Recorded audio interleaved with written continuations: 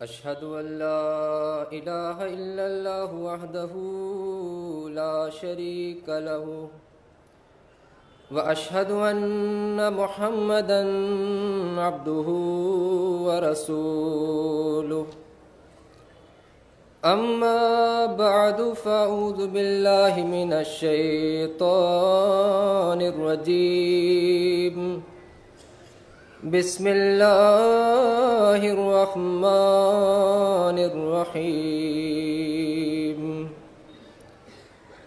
قل إن صلاتي ونسكي ومحياي ومماتي لله رب العالمين সূরাতুল আনাম আয়াত নম্বর 163 بإذنه وسراجا منيرا সূরাতুল আহজাব আয়াত নাম্বার 47। এক ফৌকে আদত শক্তিশালী খোদা, আমাকে এমন এক উত্তম নৈতিকতা দান করো যার পরনায় ধর্মীয় যাতনায় আমি এক উন্মাদের ন্যায় হয়ে যাই।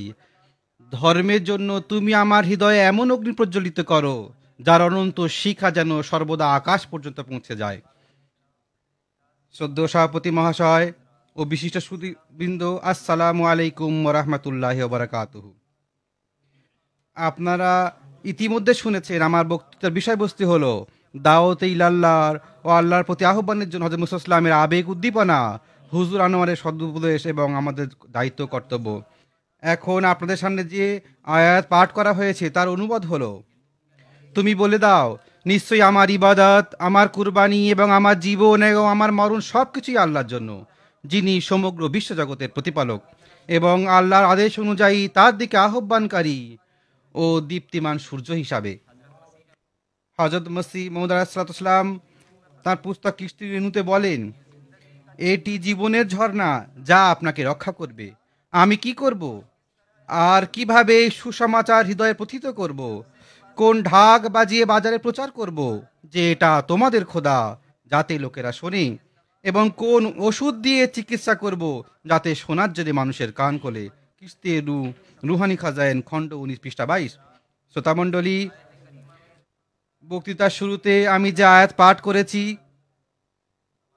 তাতে আমাদের প্রাণপ্রিয় প্রভু ও মালিক হযরত মুহাম্মদ মুস্তাফা সাল্লাল্লাহু আলাইহি ওয়াসাল্লামের আল্লাহর মধ্যে লীন হয়ে যাওয়া সেই মহান মর্যাদা বর্ণনা করা হয়েছে যা অনন্য অদ্বিতীয়। মহানবী সাল্লাল্লাহু আলাইহি ওয়াসাল্লামের পবিত্র জীবনের এমন চিত্তাকর্ষক নকশা বর্ণনা করা হয়েছে যা সকল দিক থেকে অদ্বিতীয় ও অনন্য। আল্লাহ তাআলা এই শেষ যুগে রসুল পাক সাল্লাল্লাহু আলাইহি ওয়াসাল্লামের আধ্যাত্মিক মহান পুত্র ও তাঁর প্রকৃত প্রেমিককে এই সৌভাগ্য প্রদান করা হয়েছে যে তিনি সম্পূর্ণরূপে তার প্রভু হযরত মুহাম্মদ মুস্তাফা সাল্লাল্লাহু আলাইহি ওয়াসাল্লামের রঙে রঙিন হয়েছিলেন এবং কিছুটা এমন বিলীন হয়েছিলেন যে হেদায়েতের চন্দ্র স্বীয় সত্তায় হেদায়েতের সূর্যের একটি নিখুঁত সুস্পষ্ট প্রতিচ্ছবি তৈরি করেছিলেন। মহানবী সাল্লাল্লাহু আলাইহি ওয়াসাল্লামের দাস তার প্রভু সাল্লাল্লাহু আলাইহি ওয়াসাল্লামের পূর্ণ প্রতিষ্ঠাতে পরিণত হন। তার জীবন দু জাহানের প্রভু দাসত্ব পদাঙ্ক অনুসরণের মাধ্যমে এই পবিত্র আয়াতের এক জীবন্ত মূর্ত প্রতীকে পরিণত হয়েছেন। শ্রোতাবৃন্দ, হযরত মসিহ মউদ আলাইহিস সালামের মধ্যেও ধর্মীয় মর্যাদা ও ইসলামের প্রচারে সেই একই ব্যাকুলতা বিরাজমান ছিল যা এক সময় হযরত আকদাস মুহাম্মদ মুস্তাফা সাল্লাল্লাহু আলাইহি ওয়াসাল্লামের মধ্যে বিদ্যমান ছিল। তার মধ্যে সেই একই ব্যথা ছিল যা কখনো আমাদের প্রিয় নবী সাল্লাল্লাহু আলাইহি ওয়াসাল্লাম ধর্মের জন্য অনুভব করতেন। ধর্মের বেদনাদায়ক পরিস্থিতির জন্য তিনি আলাইহিস সালাম তেমনই কষ্ট পেতেন যেমন নবী আকরাম সাল্লাল্লাহু আলাইহি ওয়াসাল্লাম ধর্মের বেদনাদায়ক পরিস্থিতির জন্য ব্যথিত হতেন। তিনি আলাইহিস সালাম ও ধর্মের সেবায় তেমন দুঃখ কষ্ট ভোগ করেছেন যেমন দুঃখ কষ্ট একদা মহানবী সাল্লাল্লাহু আলাইহি ওয়াসাল্লাম ভোগ করেছিলেন। আল্লাহর ধর্ম প্রচারের জন্য মহানবী সাল্লাল্লাহু আলাইহি ওয়াসাল্লামকে উন্মাদ ও জাদুঘর পর্যন্ত বলা হয়েছে। ঠিক তেমনি হযরত মসিহ মউদ আলাইহিস সালামকে কাফের ও দাজ্জাল নামে নামাঙ্কিত করা হয়েছে। যেমন রাসূলুল্লাহ সাল্লাল্লাহু আলাইহি ওয়াসাল্লামকে উদ্বেগ উৎকণ্ঠার পরিস্থিতিতে মহান আল্লাহ পাকের দরবারে পড়ে থাকতে দেখা গেছে, ঠিক তেমনি হযরত মসিহ মউদ আলাইহিস সালামকেও উদ্বেগ ও উৎকণ্ঠার সময়ে আল্লাহর সমীপে সেজদাবনত দেখা গেছে। সুতরাং মহানবী সাল্লাল্লাহু আলাইহি ওয়াসাল্লামের প্রকৃত দাস হওয়ার আঙ্গিকে তিনি আলাইহিস সালাম তার প্রভু ও স্নেহাস্পদ নবী হযরত মুহাম্মদ মুস্তাফা সাল্লাল্লাহু আলাইহি ওয়াসাল্লামের রঙে রঙিন হয়েছিলেন। এসব কিছুই হযরত মসিহ মউদ আলাইহিস সালামের সঙ্গে তার প্রিয় প্রভু সাদৃশ্যকে নির্দেশ করছে। তার ভালোবাসার বহিঃপ্রকাশ তার কবিতায় দেখতে পাওয়া যায়। তিনি আলাইহিস সালাম লেখেন, दिल को वो जाम लगा लग पिलाया हमने, काफिरों मुल्हिदों दज्जाल हमें कहते हैं, नाम क्या क्या गमे मिल्लत में रखाया हमने, तेरे मुंह की ही कसम मेरे प्यारे अहमद, तेरी खातिर ये सब बार उठाया हमने, तेरी खातिर ये सब बार उठाया हमने। শ্রোতাবৃন্দ, 1890 সময় ছিল, সেই সময় যখন খ্রিস্ট ধর্ম ভারতকে গ্রাসে পরিণত করেছিল। সর্বত্র খ্রিস্ট ধর্মের প্রচার কার্যক্রম প্রবল ছিল। মুসলমান ছিল সম্পূর্ণ অসহায় এবং খ্রিস্টীয় আগ্রাসন তাদের খড়কুটার ন্যায় ভাসিয়ে নিয়ে যাচ্ছিল। এই পরিস্থিতি পর্যবেক্ষণ করে হযরত মসিহ মউদ আলাইহিস সালামের অন্তরে যে বেদনার উদ্রেক হয়েছিল এবং ইসলামের সেবার যে অমোঘ আবেগ প্রকাশ পেয়েছিল, তার এই বেদনাদায়ক লেখনীতে সেই পরিস্থিতির আন্দাজ লাগানো সম্ভব। তিনি আলাইহিস সালাম বলেন, এটা কি সত্য নয় যে এই ভারতে অল্প সময়ের মধ্যে 1 লাখ মানুষ খ্রিস্টান ধর্ম গ্রহণ করেছে? বড়ই সম্ভ্রান্ত পরিবারের লোকেরা তাদের ধর্ম পরিত্যাগ করেছে। এমনকি যাদেরকে রসুলের উত্তরসূরি বলা হতো, তারা খ্রিস্টীয় পোশাক পরিধান করে রসুলের শত্রুতে পরিণত হয়েছিল। এবং মহান সুস্থানের পক্ষে এক প্রকার অশালীন লাঞ্ছনাকর অপবাদমূলক এই বই পুস্তক ছাপানো হয় এবং প্রকাশ করা হয়, যা শুনে হৃদয় কেঁপে ওঠে এবং হৃদয় কমদ্রত অবস্থায় সাক্ষ্য দেয় যে এই লোকেরা যদি আমার চোখের সামনে আমাদের সন্তানদের হত্যা করত এবং আমার ইহজগতের সর্বাধিক প্রিয় আত্মীয় পরিজনদের খণ্ড খণ্ড বিখণ্ড করা হতো এবং বড় লাঞ্ছনার সাথে আমাদেরকে হত্যা করা হতো এবং আমার সমস্ত সম্পত্তি বাজেয়াপ্ত করত, তবে আল্লাহর কসম আমার দুঃখ হতো না এবং আমার হৃদয়ে এতটা আঘাত পেত না যা আমাদের রাসূল সাল্লাল্লাহু আলাইহি ওয়াসাল্লামকে গালি ও অবমাননার কারণে ব্যথিত হয়েছে। ইসলামের এই দুর্দশাগ্রস্ত অবস্থায় হযরত মসিহ মউদ আলাইহিস সালামের বুকে যে বেদনা জন্মেছিল তা বর্ণনার ঊর্ধ্বে। যে যুগে হযরত মসিহ মউদ আলাইহিস সালাম এর আবির্ভূত হয়েছিলেন, তিনি সেই সময় সর্বদিক থেকে ইসলাম ও ইসলামের পবিত্র প্রতিষ্ঠাতা সাল্লাল্লাহু আলাইহি ওয়াসাল্লামের উপর হৃদয় বিদারক আক্রমণ চলছিল। কিন্তু তিনি আলাইহিস সালাম আল্লাহ তাআলার সাহায্য ও সমর্থনে উৎকণ্ঠা, উদ্বেগ ও বীরত্বের সাথে সত্য প্রচারের কাজ সুসম্পন্ন করেছেন। তার দৃষ্টান্ত আর কোথাও পাই না। সেই সঙ্গে তাঁর ইসলামের সেবা ও আকুলতার এই মহান আখ্যান, যা বেদনাতু অশ্রু সহযোগে উল্লেখ করার যোগ্য, এই আকুলতা ও উদ্বেগকে তিনি আলাইহিস সালাম তার লেখনীয় কবিতা উভয় ক্ষেত্রে বারংবার উল্লেখ করেছেন। আর এটাই বাস্তবতা যে তিনি তার সম্পূর্ণ জীবন মহানবী সাল্লাল্লাহু আলাইহি ওয়াসাল্লামের ধর্মের প্রচারের জন্য উৎসর্গ করেছিলেন। তিনি আলাইহিস সালাম বলেন,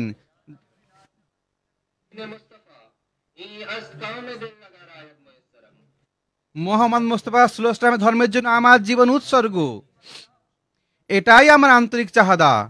হায়, আমি যদি এই লক্ষ্যটি অর্জন করতে পারি।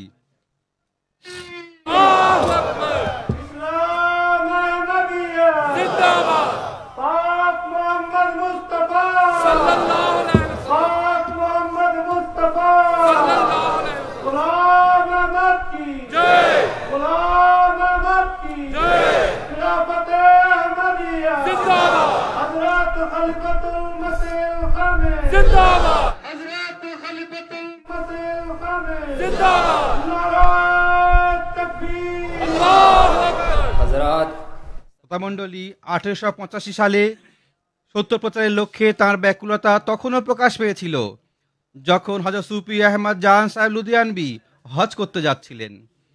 তিনি আলাইহিস সালাম তাঁকে নিম্নোক্ত দোয়া লিখে নির্দেশ দিয়েছিলেন যে তিনি যেন বিশেষ করে কাবা শরীফে ও আরাফাতের ময়দানে দোয়াগুলি পাঠ করেন। সেই বেদনাত দোয়াগুলি হলো, হে পরম করুণাময় খোদা, যে কাজের জন্য তুমি আমাকে প্রেরণ করেছো এবং যে সেবার জন্য তুমি আমার হৃদয়ে উৎসাহ সঞ্চার করেছো, তাকে তুমি তোমার কৃপায় পূর্ণ করো। বিরুদ্ধবাদী এবং যারা ইসলামের গুণাবলী সম্পর্কে এখনো অজ্ঞ, তাদের সকলের ওপর এই অধমের হাতে ইসলামের অকাট্য যুক্তি পূর্ণ করো। তারিক আহমেদের প্রথম খণ্ড, পৃষ্ঠা 265। শুধু শ্রোতাবৃন্দ, এটা এমন সময় ছিল যখন চতুর্দিক হতে ইসলামের উপর আক্রমণ করা হচ্ছিল এবং ইসলামের জাহাজ এক ঘূর্ণিতে আটকা পড়েছিল বলে মনে হচ্ছিল। ইসলামের জন্য উদ্বেগ, যাতনা, উৎকণ্ঠা সেই যুগ ছিল জন্মধ্যে আহমদের জ্যোতি উদিত হয় এবং ইসলামের পুনরুজ্জীবনের মহান আন্দোলন গড়ে ওঠে। শৈশব থেকে ইসলাম ও ইসলামের প্রতিষ্ঠাতার প্রতি তাঁর খোদা প্রদত্ত অগাধ ভালোবাসা ছিল এবং আল্লাহর ইবাদতের প্রতি একনিষ্ঠতা তার অন্তরে পতিত ছিল। মসজিদের প্রতি তার এমন ভালোবাসা ছিল যে কখনো কখনো তার পিতাকে তিনি কোথায় আছেন জিজ্ঞাসা করে তিনি উত্তর দিতেন, যা মসজিদ দিকে দেখো, হয়তো কোনো সেখানে শুয়ে পড়ে আছে। তিনি তার মধ্যে প্রচার ও হেদায়েতের জন্য এ পরিমাণ উৎসাহ বিদ্যমান ছিল যে তা অনুমান করা মানুষের চিন্তা ও বোধগম্যতার বাইরে। তিনি আলাইহিস সালাম তার লেখনীর মধ্যে এই ব্যাকুলতা বহুবার প্রকাশ করেছেন। তিনি আলাইহিস সালাম বলেন, আমি সেই পরম প্রভুর কাছে কৃতজ্ঞ এই কারণে যে তিনি আমাকে ইসলামের প্রচারের জন্য ঈমানি উদ্দীপনা এতটাই প্রদান করেছেন, যদি এই পথে আমার জীবনও বিসর্জন দিতে হয় তথাপি সর্বশক্তিমানের কৃপায় কাজটি আমার জন্য কোনো ভারী নয়। যদিও আমি এই পৃথিবীর মানুষের থেকে সমস্ত আশা ছেড়ে দিয়েছি, কিন্তু সর্বশক্তিমান আল্লাহর উপরে আমার আশা অত্যন্ত প্রবল। অতএব আমি জানি যদিও আমি একা, তবু আমি একা নই। সেই পরম সত্তা আমার সাথে আছেন এবং তার থেকে বড় কেউ আমার প্রিয় নয়। একমাত্র তাঁর কৃপায় আমি তার দ্বীনের খেদমত করার এবং আন্তরিকতার সাথে সমস্ত ইসলামের তরিক সুসম্পন্ন করার জন্য এই প্রেমময় মনোভাব পেয়েছি। তিনি আমাকে এই কাজের জন্য নিযুক্ত করেছেন। এখন কারো কথায় আমাকে থামানো যাবে না এবং আমি চাই আমার সারা জীবন এই সেবায় ব্যয় হোক। আর প্রকৃতপক্ষে আনন্দময় এবং কল্যাণময় জীবন তাই যা ঐশী সেবা, ধর্মের সেবা ও প্রচারের জন্য অতিবাহিত করা হয়। আইনাতে কামালাতে ইসলাম, রুহানি খাজায়েন, খণ্ড 5, পৃষ্ঠা 35 থেকে 36। শ্রোতামণ্ডলী, হযরত মসিহ মউদ আলাইহিস সালামের আবির্ভাবের উদ্দেশ্য হলো ইসলাম ধর্মের নবায়ন এবং মহানবী সাল্লাল্লাহু আলাইহি ওয়াসাল্লামের পবিত্র জীবনের উপর আমল করে বিশ্বের সামনে উপস্থাপন করা। তিনি আলাইহিস সালাম বলেন, আমার ক্ষমতা থাকলে ভিক্ষুকের ন্যায় মানুষের বাড়ি বাড়ি গিয়ে খোদা তাআলার সত্য ধর্মের প্রচার করতাম এবং বিশ্বে ছড়িয়ে পড়া ধ্বংসাত্মক শিরক ও কুফর থেকে মানুষকে রক্ষা করতাম। যদি সর্বশক্তিমান আল্লাহ আমাকে ইংরেজি ভাষা শিখিয়ে দিতেন তাহলে আমি নিজেই বাড়ি বাড়ি গিয়ে এবং সফর করে তবলিগ করতাম এবং আমাকে হত্যা করে ওই তবলিগ করতে করতে জীবন শেষ করিতাম। মালফুজাত, খণ্ড 2, পৃষ্ঠা 219। সত্যতা মণ্ডলী, হযরত মসিহ মউদ আলাইহিস সালামের জীবনের প্রতিটি মুহূর্ত ধর্ম ও হিদায়াতের প্রকাশের জন্য নিবেদিত ছিল, যাতে সত্যের সন্ধানের জন্য আধ্যাত্মিক জীবন উপলব্ধ করা যায়। তার জীবনের এই দিকটি সৌন্দর্যময়, চিত্তাকর্ষকও বটে। একটি চকচকে হীরার ন্যায় যেদিক হতে দেখা যাক না কেন, নব আঙ্গিকে তার সৌন্দর্য প্রকাশিত হয়। তার ইসলামের প্রতি ব্যাকুলতা ও ইসলামের তবলিগ ও তার পুরো জীবনকে আচ্ছাদিত করে রেখেছিল। এটাই ছিল তার জীবনের সঙ্গী এবং এটাই ছিল জীবনের মুখ্য উদ্দেশ্য এবং এজন্য তিনি পৃথিবীতে আবির্ভূত হয়েছেন এবং এতে তিনি তার জীবনের প্রতিটি মুহূর্ত অতিবাহিত করেছেন। সুতরাং হযরত মৌলভী ফতেদ্দীন সাহেব ধরমকুটিয়া তাআলা আনহু বলেন, আমি পতিত মুসলিম ইসলামের সান্নিধ্যে প্রায়ই থাকতাম এবং তার পাশে অনেকবার রাত কাটিয়েছি। একদা দেখলাম যে মধ্যরাত্রে হযরত সাহেব খুব অস্থির হয়ে ঘরের এক প্রান্ত থেকে অন্য প্রান্তে অস্থির হয়ে পায়চারি করছেন, যেমন জলবিহীন মাছ কিংবা অসুস্থ ব্যক্তি প্রচণ্ড ব্যথায় কষ্ট পায়। আমি অবস্থা দেখে খুবই ভয় পেয়েছিলাম এবং চিন্তিত হয়েছিলাম এবং এমন কিছু ভয় আমার মনে দাগ কাটে যে আমি তখন দুশ্চিন্তায় স্তব্ধ হয়ে পড়েছিলাম। এক সময় হযরত মসিহ ইসলামের এই অবস্থা দূরীভূত হয়। সকালে আমি হুজুরের কাছে এই ঘটনা উল্লেখ করলাম যে রাতে আমি এই দৃশ্য প্রত্যক্ষ করেছি। আপনার কি কোনো কষ্ট হচ্ছিল বা প্লীহা ইত্যাদি যন্ত্রণা হচ্ছিল? হযরত মসিহ সাল্লাম বলেন, মিয়া ফতেদ্দীন, আপনি কি সেই সময় জেগেছিলেন? আসল কথা হলো, ইসলামের মহান কর্মকাণ্ডের কথা যখন আমার মনে পড়ে এবং বর্তমানে ইসলামের উপরে আপতিত বিপর্যয়ের কথা চিন্তা করি, তখন আমি খুবই অস্থির হয়ে উঠি এবং ইসলামের বেদনাই আমাকে এমন অস্থির করে তোলে। সিরাতুল মাহিদি, 3য় খণ্ড, পৃষ্ঠা 29। শ্রোতামণ্ডলী, হযরত মসিহ মউদ আলাইহিস সালাম যে সমস্ত বিভিন্ন উপায় অবলম্বন করেছিলেন তবলিগের জন্য, নিত্য নতুন পদ্ধতি অবলম্বন করেছিলেন, তার বিশদ বিবরণে যাওয়া সম্ভব নয়, তবে সেগুলোর প্রতি ইঙ্গিত না করে এগিয়ে যাওয়া যথাযথ বলে মনে হচ্ছে না। অতএব সময়ের দিকে দৃষ্টি রেখে একটি বিষয় উপস্থাপন করছি। সর্বপ্রথম তিনি ইসলাম ব্যথাতুর হৃদয়ে দোয়া করেছিলেন। ইসলাম ও ইসলামের প্রতিষ্ঠাতা এবং পবিত্র কোরআনের শ্রেষ্ঠত্বের বিষয়ে 85টিরও বেশি পুস্তক রচনা করেছেন। সেই সঙ্গে নজমও লিখেছেন, যা এক আধ্যাত্মিক ধনভাণ্ডার। ইশতেহার প্রকাশ করেছেন, ধর্মীয় তর্কযুদ্ধ করেছেন, পার্থিব রাজা বাদশাহ ও নেতানেত্রীদের নিকট পত্র প্রেরণ করেছেন, দূর দূরান্তের পথ পাড়ি দিয়েছেন, সভা করেছেন, জলসার ব্যবস্থা করেছেন, সাক্ষাৎকারের ব্যবস্থা অব্যাহত রেখেছেন, পত্র পত্রিকার প্রকাশের সূচনা করেছেন।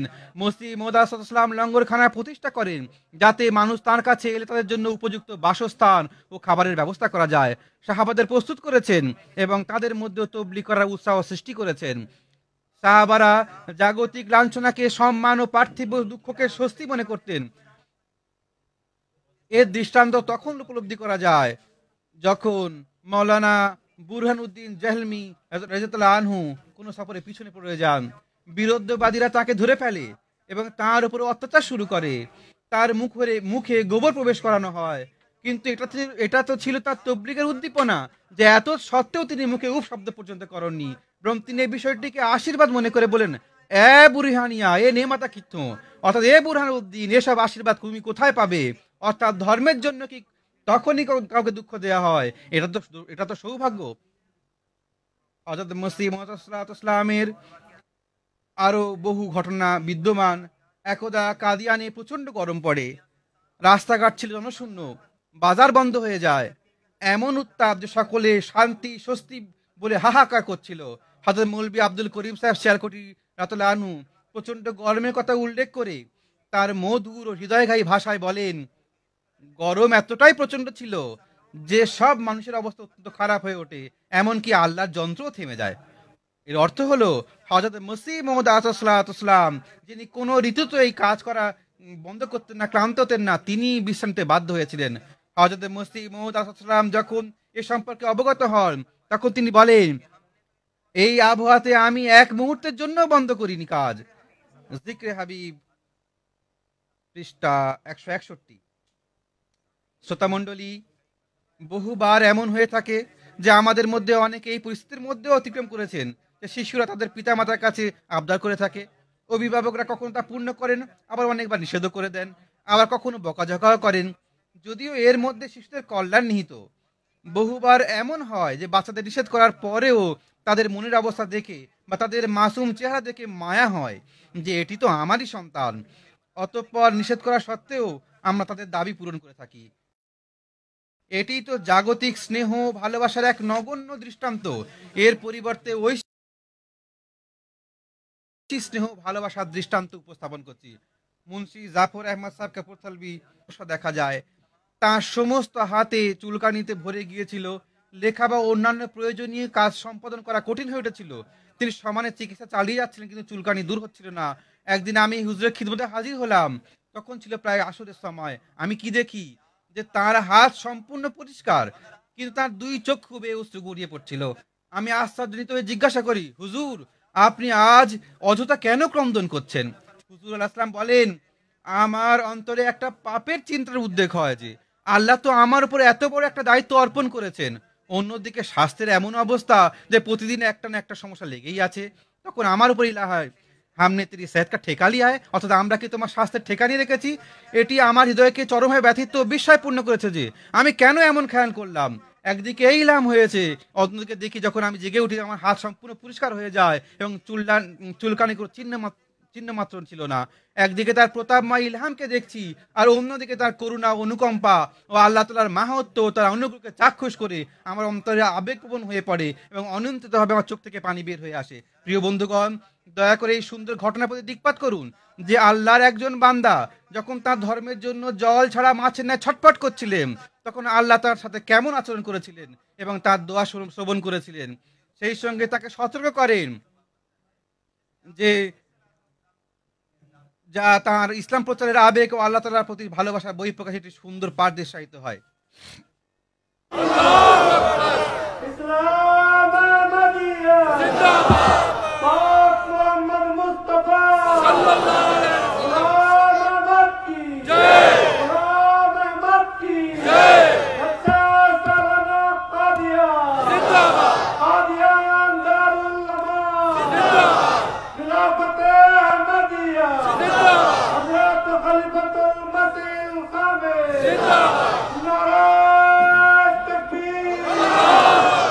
সামিন শ্রোতামণ্ডলী, হযরত মসিহ মউদ ইসলামের উচ্চ প্রত্যাশার অনুমান করা যায় এই ঘটনা থেকে। জনাব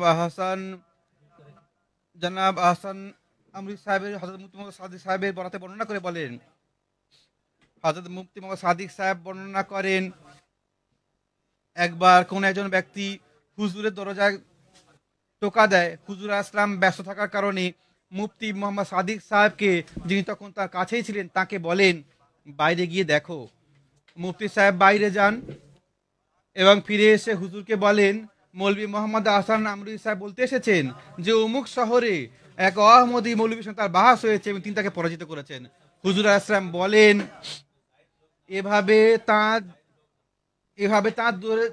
তার জোরের দরজা করার শুনে আমি মনে করেছিলাম সম্ভবত তিনি এই খবর এসেছেন যে ইউরোপ মুসলমান হয়ে গেছে। শ্রোতা মণ্ডলী, হযরত মুসা ইসলামের এই কলমের জেহাদ ও ইসলামের প্রতিরক্ষা কেবল তার জামাতের মানুষকে আধ্যাত্মিক জীবনই দেয়নি, বরং অন্যদের মধ্যে ইসলামের একটি নতুন চেতনা জাগিয়ে তুলেছে। আল্লাহর এই প্রেমিক মোহাম্মদ মুহাম্মদ ইসলামের ব্যাকুলতাকে নিজের মধ্যে লালনকারী সত্তা যখন এই নশ্বর পৃথিবী থেকে বিদায় নিলেন, তখন বিরোধীরাও দুঃখ প্রকাশ করেছে। এই প্রেক্ষাপটে শুধু একটি স্বীকারোক্তি পেশ করছি। মাওলানা আব্দুল কালাম আজাদ আকবর ওকিল অমৃতসর লেখেন, তিনি এক অতি মহান ব্যক্তি ছিলেন। তার লেখনী কথার মধ্যে জাদু ছিল, তার মস্তিষ্ক মূর্তিমান বিস্ময় ছিল, তার দৃষ্টি ছিল প্রলয় স্বরূপ এবং কণ্ঠস্বর ক্রিয়াম সদৃশ। তার অঙ্গুলি সংকেতে বিপ্লব উপস্থিত হতো, তার মুর্শিদা ছিল বিদ্যুতের ব্যাটারির ন্যায়। তিনি 30 বছর যাবৎ ধর্মজগতে ভূমিকম্প তুফানের ন্যায় বিরাজমান ছিলেন। তিনি প্রলয় বিষাণ হয়ে ঘুমন্তদের জাগ্রত করতেন। তিনি দুনিয়া থেকে বিদায় নিয়েছেন। মির্জা গোলাম আহমদ সাহেব কাদিয়ানের মৃত্যুর ঘটনা অবশ্যই শিক্ষা গ্রহণের যোগ্য। এরূপ মহাপুরুষগণ যাদের দ্বারা ধর্ম জ্ঞান বুদ্ধির জগতে বিপ্লব সাধিত হয়, তারা বারবার পৃথিবীতে আসেন না। ইতিহাসে সকল গৌরবান্বিত মহাপুরুষ জগতের দৃশ্যপটে আবির্ভাব খুবই বিরল হয়ে থাকে। যখন তারা আসেন তখন জগতে বিপ্লব সাধন করে যান। মির্জা সাহেব অতি উচ্চ মর্যাদা সম্পন্ন। তার সঙ্গে ইসলাম বিরুদ্ধবাদীদের মোকাবেলায় তিনি বিজয়ী জেনারেলের কর্তব্য সম্পাদন করেছেন। তার স্বতন্ত্র বৈশিষ্ট্য আমাদের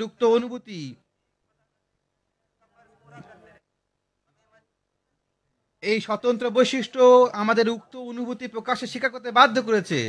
খ্রিস্টান ও আর্য সমাজের বিরুদ্ধে মির্জা সাহেবের যে সাহিত্য রচনা করেছেন তা সর্বসাধারণের সমাদর লাভ করেছে। এই বৈশিষ্ট্যের জন্য তিনি কোনো পরিচয় মুখাপেক্ষী নয়। ধর্ম জগতে ভবিষ্যতে এরূপ শান ও মর্যাদা সম্পন্ন মহাপুরুষ জন্মলাভ করবে বলে আশা করা যায় না।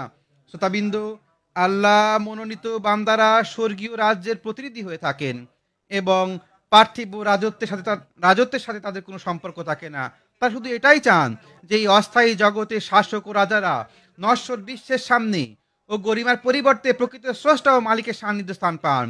এ কারণে তারা এই পার্থিব বাদশাদের কাছে সত্যের বাণী পৌঁছে দিয়ে দায়িত্ব থেকে মুক্তি অর্জন করেন। হযরত মুসা ইসলাম বলেন, পার্থিব বাদশাদের রাজত্ব তাদের জন্য শুভ হোক, আমরা তাদের রাজত্ব সম্পদে আগ্রহী নই। স্বর্গ রাজ্যই আমাদের জন্য যথেষ্ট।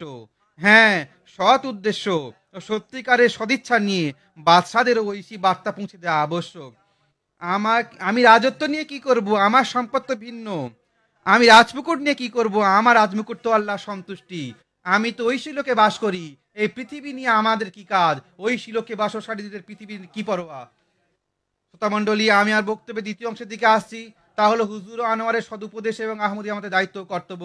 হযরত খলিফাতুল মসিহ সানি রাদিয়াল্লাহু আনহু বলেন, তাবলীগ কোনো সহজ কাজ নয়, বরং খুবই কঠিন কাজ। একটি অট্টালিকা প্রস্তুত করা সহজ কাজ, কিন্তু একজন মানুষের অন্তর পরিবর্তন করা সহজ নয়। কেননা সঠিক পরিকল্পনা ও যুক্তি ব্যতীত মানুষের অন্তর পরিবর্তন করা যায় না। খুতবাতে মাহমুদ খণ্ড 9। সে সঙ্গে তিনি বলেন, তবলীগের তরবারির তলায় থেকেও আমাদের পূর্বের লোকেরা তবলীগের কাজে শিথিলতা দেখায়নি। হযরত উমরে আমরা যখন মুসলমানদের অবস্থা এমন ছিল, তারা চতুর্দিক থেকে শত্রুতার পরিবেশে ছিল। খ্রিস্টানরা কনস্টান্টিনোপল শাসন করছিল, অর্ধেক পৃথিবীতে তাদের রাজত্ব ছিল।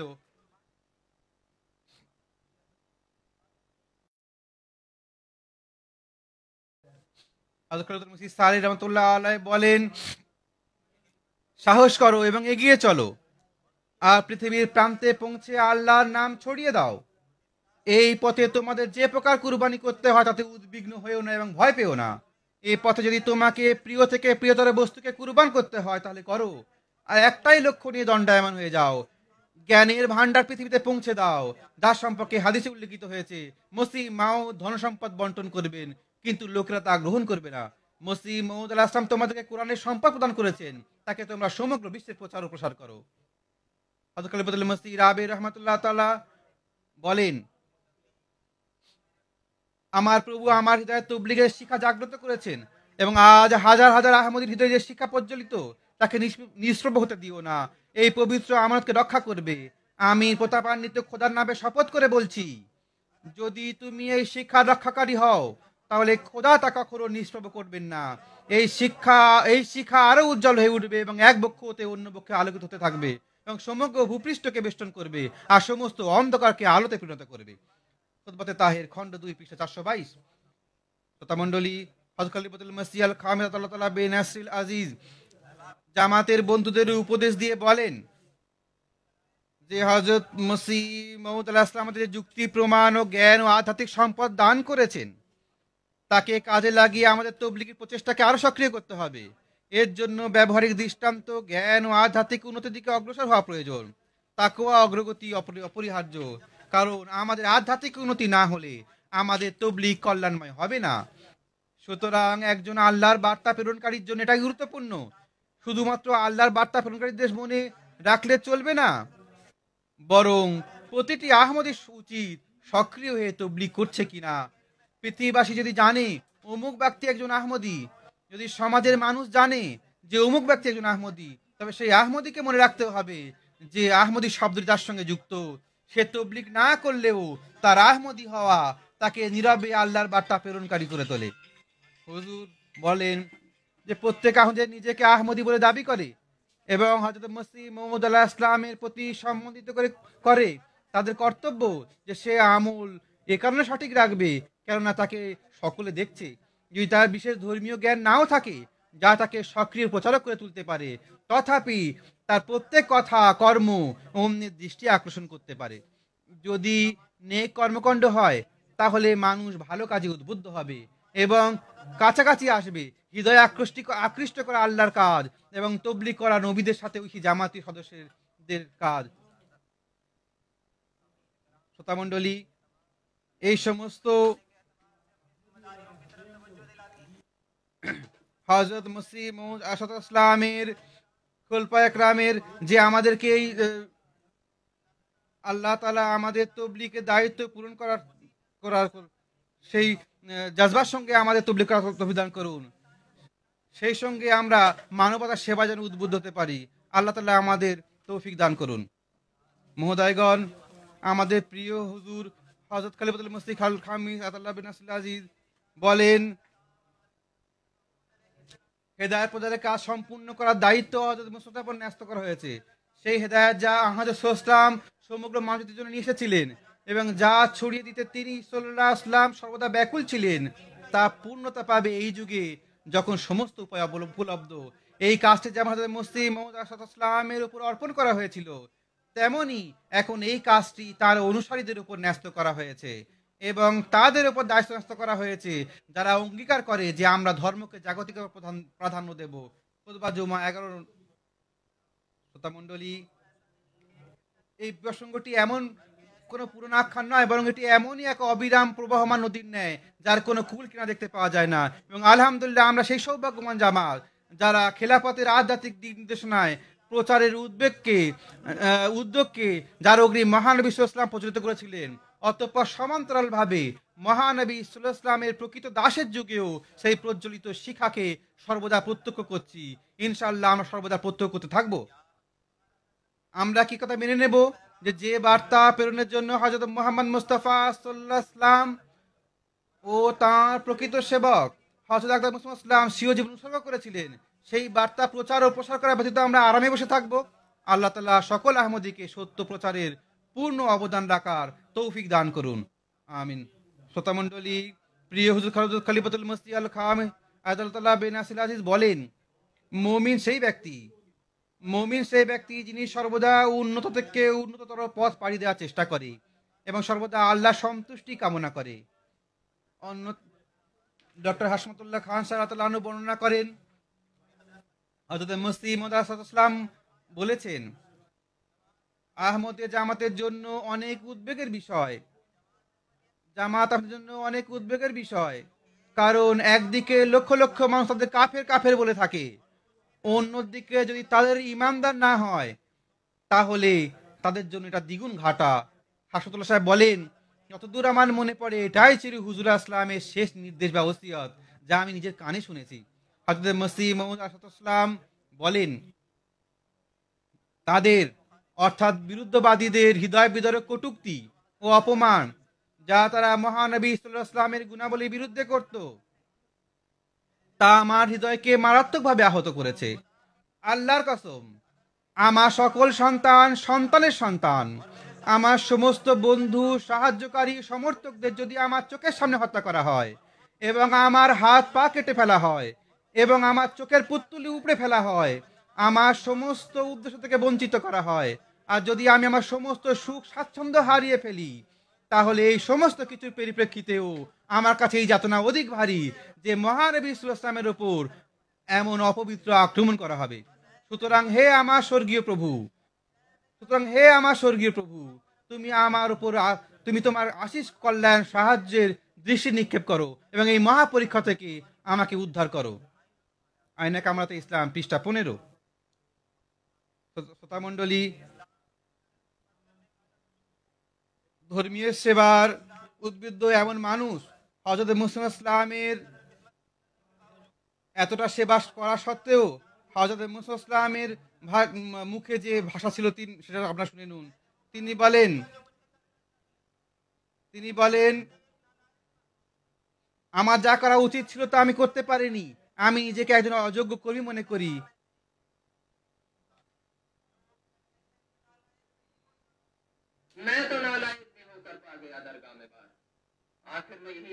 অবশেষে আমি বলবো, হযরত মসিহ মওউদ ইসলামের কলমের যে হাতি সঠিকভাবে পূরণ করেছেন এবং তার লেখায় বারবার আপনারা পড়ুন, এবং এই আধ্যাত্মিক ভান্ডার সমগ্র মানব জাতির সম্মিলিত সম্পদ।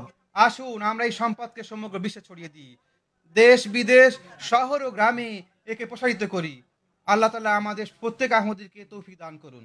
হযরত মসিহ মওউদ ইসলাম এর একটি নির্দেশনা উল্লেখ করে আমি আমার বক্তব্য শেষ করব। হযরত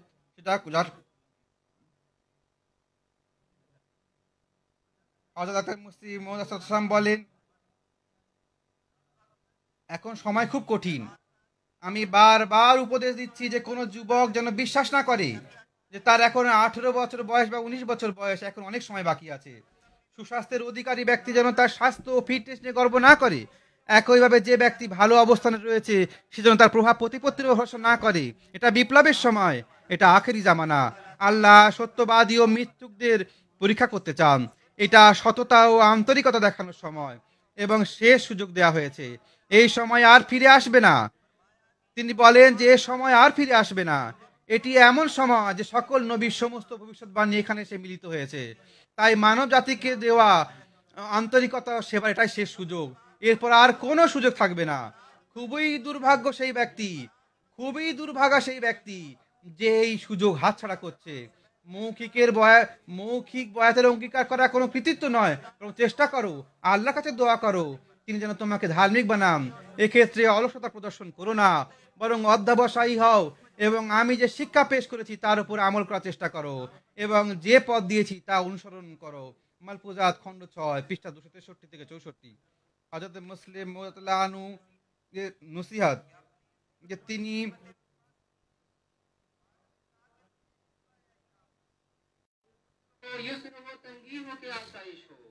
कुछ भी हो बंद मगर दावत इस्लाम ना हो। काम मुश्किल है बहुत मंजिल मकसूद है दूर। ऐ मेरे अहले वफा सुस्त कभी गाम ना हो।